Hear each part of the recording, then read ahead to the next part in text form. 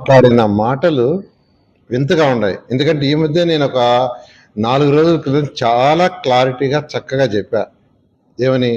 Amaravati capital సిటీకి 217 చదరపు kilometre కట్టే క్యాపిటల్ సిటీకి ఏదైతే ఖర్చు అవుతుందో ఒక్క పైసా కూడా ప్రజల మీద భారం ఉండదు.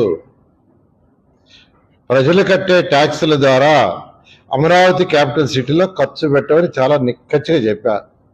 ఎలా అని కూడా చెప్పాను. అక్కడ 5,000 ఎకరాలు యాక్చువల్గా ల్యాండ్ పూలింగ్ ద్వారా తీసుకున్నాం. ల్యాండ్ పూలింగ్ ద్వారా తీసుకున్నప్పుడు ముందే ప్లాన్ చేసాం. ఎన్ని ఎకరాలు మనకు నెట్ మిగులుతుంది? దాదాపు 8,000 ఎకరాలు ఉంది. అందులో ఒక 3,000 ఎకరాలు గ్రీన్ అండ్ బ్లూ పోయింది. గ్రీన్ అండ్ బ్లూ పోతే 5,000 ఎకరాలు నెట్ ఉంది. ఈ 5,000 ఎకరాల్లో సుమారుగా ఒక 1000 నుంచి 1200 ఎకరాలు డిఫరెంట్ నేషనల్ ఇన్స్టిట్యూషన్ ఇంటర్నేషనల్ పిలుస్తున్నాం. విట్ కావచ్చు, ఎస్ఎంఆర్ కావచ్చు, అమృతమే కావచ్చు, ఇలా పెద్ద పెద్ద 5 స్టార్ హోటల్స్, పెద్ద పెద్ద స్కూల్స్, కాలేజీలు, అనేక ఇండస్ట్రీస్ వాళ్ళు ఇన్వైట్ చేస్తున్నాం. ఎగ్జాంపుల్ ఎల్ఎన్టీ వాళ్ళు కంబైన్డ్ స్టేట్లో ఫస్ట్ హైటెక్ బిల్డింగ్ కట్టింది హైదరాబాద్లో.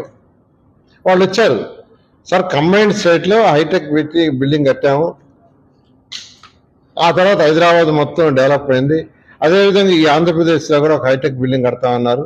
దానికి కూడా ముఖ్యమంత్రి గారు ఇమీడియట్గా 10 acres ల్యాండ్ శాంక్షన్ చేశారు. ఇలా ఒక 1000 నుంచి 1200 ఎకరాలు డిఫరెంట్ నేషనల్ ఇంటర్నేషనల్ ఆర్గనైజేషన్ ఇస్తున్నాం. మిగిలిన ల్యాండ్ని పక్కన పెట్టి పెడుతున్నాం. దాన్ని అమ్మటంలా దాని యొక్క వాల్యూ బాగా వచ్చినప్పుడు అమ్మదలుచుకున్నాం. దాని విలువ